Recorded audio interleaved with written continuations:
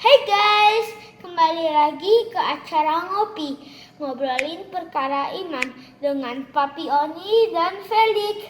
Sekarang kita lagi mau Ngobrol tentang mimpi Kathleen, Cece Kathleen, Krisa.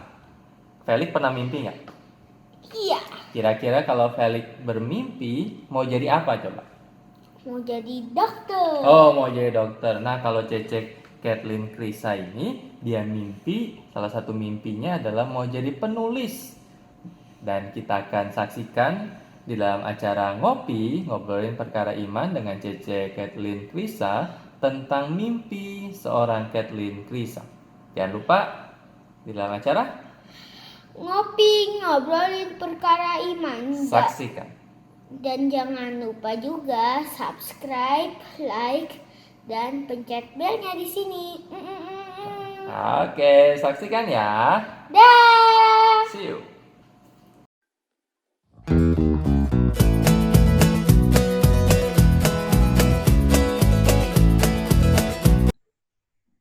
Baiklah, kita akan mulai. Terima kasih Kathleen sudah boleh mampir untuk ngopi sama-sama kita. Dan sebelum kita mulai, kita akan doa dulu untuk kita dengar tentang mimpi seorang Kathleen. Oke, kita doa ya.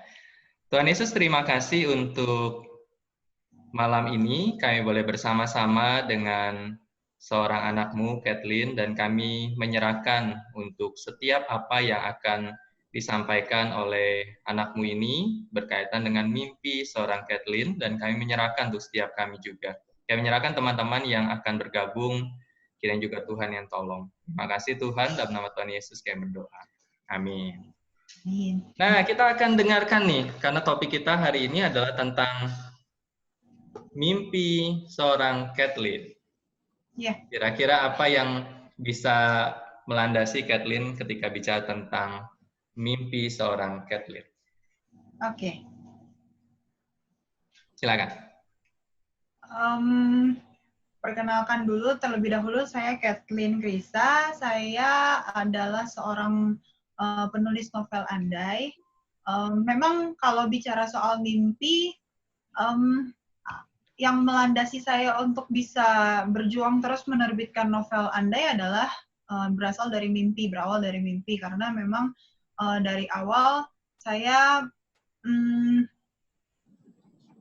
menulis novel ini sejak selesai sidang skripsi, tepatnya mulai bulan Agustus akhir tahun 2016 saya mulai menulis, tetapi memang hobi membaca novel dan menulis novel itu udah ada dari sejak SMA gitu. Jadi memang SMA saya mulai suka baca novel dan setelah itu mulai mencoba untuk menuliskannya, tetapi memang belum diseriusin gitu. Tapi setelah itu kuliah semester 1, memang kebetulan saya juga berkuliah di Universitas Multimedia Nusantara, jurusan jurnalistik. Jadi memang semester 1 ada mata kuliah creative writing.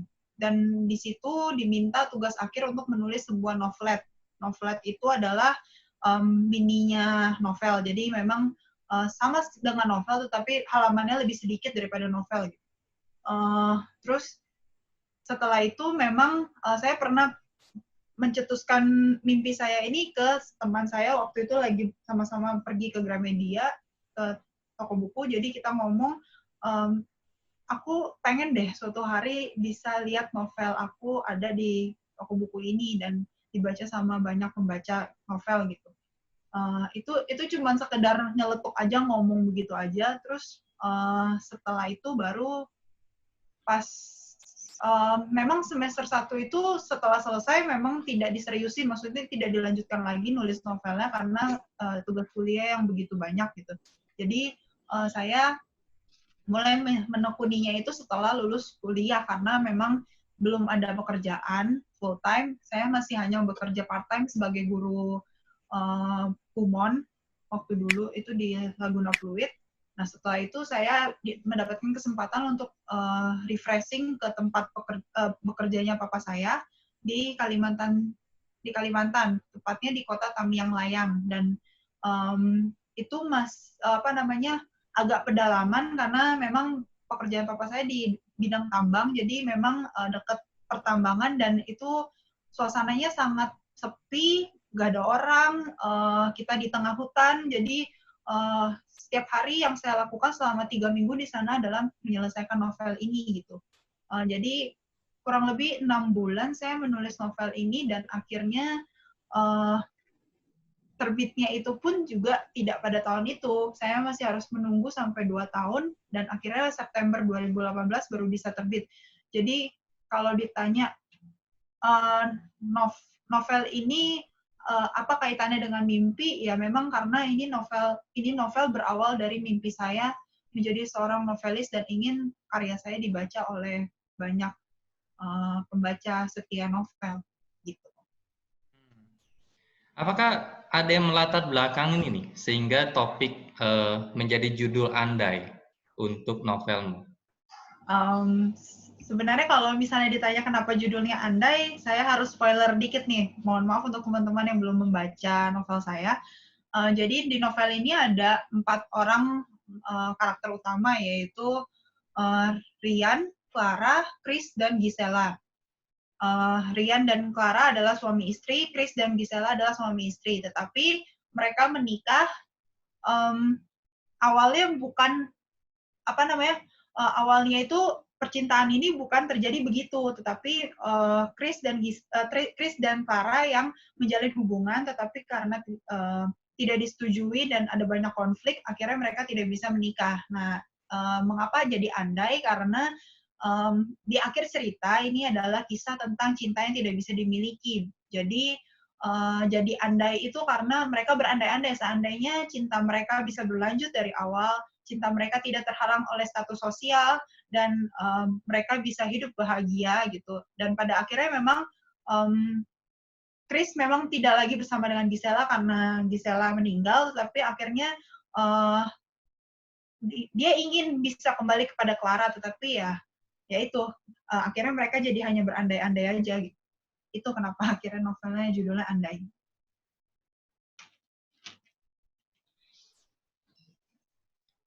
Berarti kalau saya cross check tadi dari 2016 akhir sampai selesai novel di 2018 ya? Selesai novel sebenarnya hanya 6 bulan selang dari awal mula saya bikin. Jadi Agustus mulai, awal 2017 sekitar bulan Februari atau Maret udah selesai sebenarnya.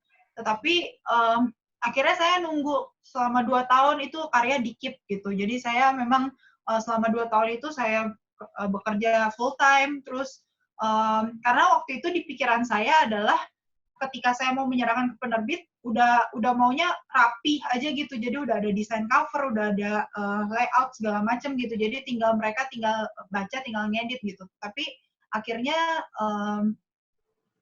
harus di-keep selama 2 tahun.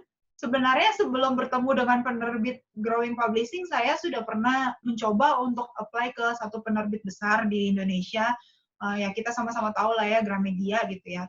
Tetapi memang belum ada panggilan sampai saat ini gitu. Jadi memang mungkin belum jodohnya gitu. Jadi akhirnya 2018 saya punya kesempatan untuk bertemu dengan Ci Laura Lazarus dan puji Tuhan bisa direspon dengan baik dan akhirnya novelnya terbit gitu. Oh, berarti memang penerbitnya itu Laura Lazarus itu ya? Iya, benar. Oke. Gimana suka dukanya nih? Dari kamu, Kathleen, ingin jadi penulis, terus mulai muncul ide, dan kemudian mulai menulis beberapa bulan. Suka dukanya apa? Yang paling sulit sebagai seorang penulis novel? Paling sulit adalah ketika lagi mandek idenya gitu. Maksudnya, memang novel ini kan juga ditulis itu kan berdasarkan cerita teman-teman di sekitar, terus berdasarkan juga banyak referensi mungkin dari film, dari novel yang lain gitu kan. Tetapi memang saya usahakan setiap hari menulis gitu waktu saya di Kalimantan karena memang tidak ada kegiatan di sana kan. Maksudnya saya hanya refreshing ke sana karena setelah selesai perkuliahan, setelah selesai skripsi, stres 6 bulan gitu. Jadi memang habis itu papa saya ngajak saya untuk oh ya udah kita refreshing aja di sana. Tapi kan memang saya udah bilang gitu, karena papa saya kerja dari Senin sampai Jumat, saya bisa keluar dari tempat itu, mes itu hanya Sabtu Minggu gitu, keluar jalan-jalan. Jadi akhirnya saya memutuskan untuk bawa laptop dan mengerjakan gitu. Jadi saya usahain sehari itu pasti nulis, walaupun memang tidak sepanjang hari full, tapi mungkin terpisah-pisah gitu ya, sejam nulis udah capek, istirahat dulu nanti baru lanjut lagi gitu. Paling sulit adalah ketika ide itu mandek gitu. Misalnya satu hari harusnya saya bisa nulis 10-12 halaman misalnya, tetapi akhirnya jadi nulis cuma 3-4 halaman, itu rasanya aduh kenapa ya hari ini kok mandek banget gitu ide. Ya itu kendalanya gitu. Tapi kalau yang sukanya karena memang ini merupakan pekerjaan yang berasal dari hobi gitu kan. Karena memang dari sejak SMP saya mulai mencoba membaca novel, karena di perpustakaan sekolah kan memang mewajibkan seminggu sekali untuk meminjam buku gitu kan, dan saya lihat ini novel menarik juga ya gitu. Akhirnya saya coba membaca novel mulai dari SMP. SMA mulai dicoba untuk nulis gitu, tapi nulisnya itu memang nggak serius, nulisnya tuh masih di buku tulis yang karena saya pikir bisa dibawa kemana-mana, lebih fleksibel gitu kan waktunya. Jadi ketika istirahat di sekolah kalau lagi nggak ada kegiatan, saya nulis novel gitu, nulis cerita. Ya itu sukanya karena memang berasal dari hobi dan akhirnya menyenangi itu gitu. Tapi ya puji Tuhan sih selama 6 bulan lancar sih ya, cuman ya memang ada proses menunggunya itu yang akhirnya juga sempet, aduh kayaknya nih nggak kesampean nih gitu cita-citanya gitu. Tapi puji Tuhan semuanya berjalan dengan lancar sih. Ketika pertama kali Kathleen pegang buku novelmu yang andai itu, gimana perasaanmu? Ketika udah dicetak, terus udah itu kamu lihat ada nama, ada tulisan andai, terus ada nama Kathleen. Gimana perasaan? Seneng banget ya pasti, karena dan puji Tuhan juga ini buku rilis bertepatan dengan ulang tahun gitu. Jadi hadiah terbesar di ulang tahun ke-24 waktu itu gitu. Jadi seneng banget sih. Nah, kaitan dengan selama Kathleen menulis, terus apakah bisa saya kaitkan dengan perjalanan imanmu nih? Kira-kira ada nggak? Kalau dikaitkan dengan perjalanan iman, mungkin lebih ke belajar menunggu waktu Tuhan gitu. Sejak kecil saya punya cita-cita sebenarnya sebagai seorang penyanyi. Karena hobi dari kecil nyanyi, dan juga dari kecil terbiasa ikut paduan suara gitu sampai SMA 3. Mulai kuliah udah mulai enggak, tapi akhirnya beralih ke jadi singer di gereja gitu kan. Tapi memang ada keinginan dari kecil pengen ikut misalnya kompetisi-kompetisi menyanyi gitu, yang nasional, yang di TV gitu, seperti misalnya AVI Junior, Indonesian Idol, dan sebagainya. Tapi memang balik lagi apa yang kita ingini belum tentu itu yang menjadi kehendak Tuhan bagi hidup kita gitu. Jadi ya itu yang bikin saya belajar untuk menunggu waktu Tuhan. Waktu Tuhan adalah yang terbaik gitu. Gitu. Itu sih kalau misalnya mau dikaitkan dengan iman gitu ya. Perjalanan. Gitu. Menarik ya. Jadi dari kamu punya cita-cita sebagai penyanyi, terus seakan-akan kamu banting setir jadi penulis nih. Jadi penulis, dan setelah jadi penulis pun juga kan memang masih harus menunggu waktu 2 tahun dengan berbagai kesulitan gitu ya. Akhirnya ya udah akhirnya belajar untuk mungkin memang belum waktunya gitu. Jadi ya memang waktu Tuhan adalah yang terbaik gitu. Itu sih. Nah, bagaimana dengan teman-teman nih? Kalau misalnya ada teman-teman kita, teman-teman seumuran Kathleen yang punya kerinduan, misalkan jadi penulis, kira-kira tips seperti apa yang bisa Kathleen berikan kepada teman-teman yang pengen tapi aduh bisa nggak ya? Pengen tapi bisa nggak ya? Pertama adalah jangan pernah berhenti bermimpi gitu ya, karena apa namanya ya, balik lagi saya mengawali novel ini pun juga awalnya dari mimpi gitu. Setelah bermimpi, jangan cuma bermimpi doang, tetapi juga harus berusaha untuk merealisasikan mimpi itu gitu. Dan untuk menjadi penulis, apapun genre nulisnya gitu ya, misalnya mau nulis buku fiksi ataupun non fiksi gitu ya, kita juga butuh banyak referensi gitu dari luar. Kita nggak bisa mengandalkan hanya otak saja gitu, karena ya apa namanya terbatas gitu kan. Maksudnya kita juga butuh referensi dari luar, misalnya informasi dari luar gitu ya. Jadi saya pun juga tidak segan-segan untuk membaca novel yang lain gitu untuk mendapatkan inspirasi atau ide cerita, menonton film, terus juga mungkin teman-teman banyak yang curhat sama saya, itu pun juga bisa dijadiin ide cerita gitu. Itu yang kedua, harus banyak referensi, memperbanyak informasi dari luar, karena ya balik lagi buku adalah jendela dunia gitu. Kita bisa memperoleh semua informasi dari buku gitu. Yang ketiga, berdoa, belajar, bersabar gitu ya, karena memang proses itu tidak mudah gitu ya. Seperti misalnya kayak emas itu bisa murni itu harus diasah berkali-kali gitu. Jadi nggak bisa langsung jadi instan gitu. Di sini pun juga saya melihat proses yang diizinkan Tuhan untuk saya bisa lewatin gitu ya. Dari awal nulis 2016 mungkin kelihatannya lancar gitu, 6 bulan nggak ada kendala berarti gitu ya.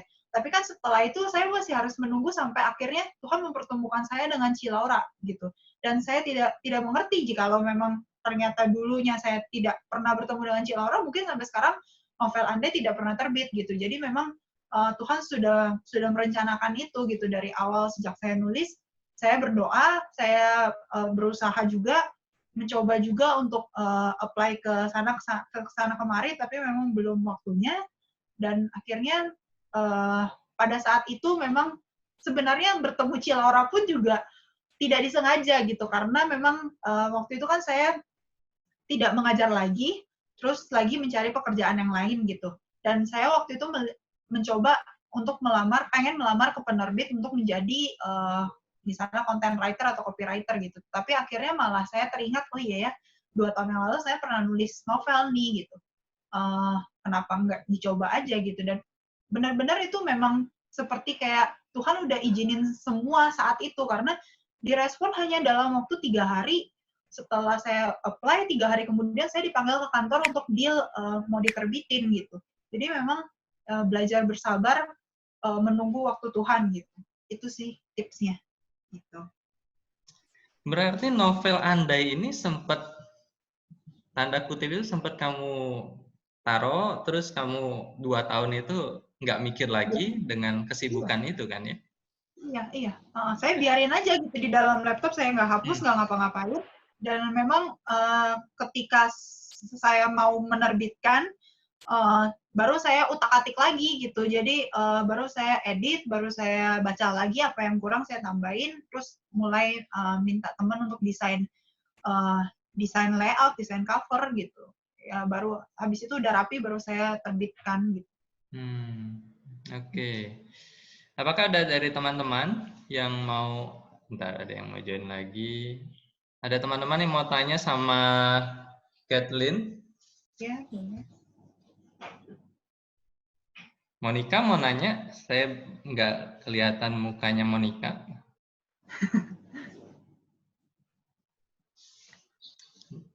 Ada planning terbit novel selanjutnya, Kak?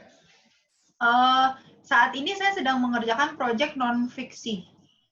Bukan novel lagi, tetapi memang proyek buku non-fiksi. Jadi buku ini berjudul 60 Inspiring Stories for Millennials. Jadi memang buku kisah inspiratif 60 orang narasumber untuk memotivasi anak-anak milenial gitu. Membuka sudut pandang mereka bahwa pekerjaan itu di dunia ini tuh banyak yang bisa mereka kerjain. Kalau mereka belum menemukan passion mereka, setelah lulus kuliah mereka bisa membaca kisah suksesnya, perjuangannya bagaimana gitu. Jadi ada 60 orang, 30 orang public figure, 30 orang entrepreneur muda gitu. Bagaimana kisah suksesnya akan dirangkum di dalam buku itu. Kalau untuk novel sendiri memang sebenarnya dari sejak tahun lalu ada banyak yang minta untuk adain dong sequel kedua buku novel ini gitu. Mudah-mudahan kalau semuanya lancar, buku yang kedua bisa terbit tahun ini, berarti tahun depan mungkin saya akan mulai nulis novel Andai jilid kedua. Ya mudah-mudahan. Sip. Kembali saya tarik ke hal yang rohani nih. Kira-kira ada ayat Alkitab yang selama ini menguatkan kamu nggak? Ayat Alkitab ya? Yang selama ini menjadi pendorong kamu untuk misalkan tidak menyerah atau meneguhkan kamu di tengah-tengah poin, misalkan di tengah-tengah penantian novelmu itu, atau apapun. Kalau ayat Alkitab mungkin Yeremia 29 ya? Ayat berapa aku lupa nih.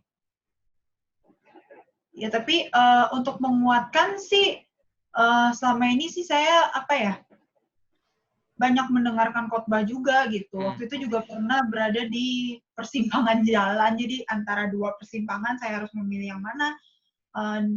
Seringkali Tuhan tuh memberikan jawaban itu di saat saya dengar khotbah misalnya di gereja atau melalui renungan harian misalnya, atau saat teduh baca Alkitab gitu. Jadi memang puji Tuhan banyak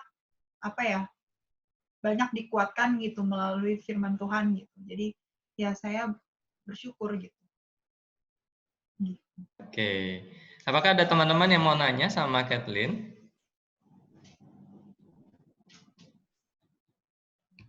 Boleh, terbuka. Kalau nggak pakai chat boleh langsung.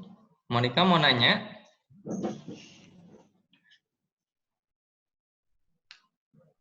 Pak David mau nanya?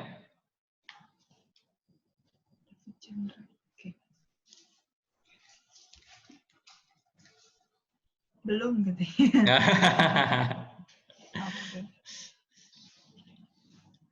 Oh ya, dibalesnya belum. Oke, apalagi ya saya mau nanya ya. Bentar, saya lagi berpikir. Kesibukanmu apa sekarang, Kak? Saya kalau di dalam situasi normal, bukan di tengah corona, saya bekerja di sebuah perusahaan advertising dan percetakan. Jadi copywriter di sana. Gitu. Dan ya masih menyelesaikan buku kedua gitu. Dan sekarang saya juga silakan lagi sekarang juga lagi bikin konten IG live bareng sama narasumber setiap hari Rabu malam.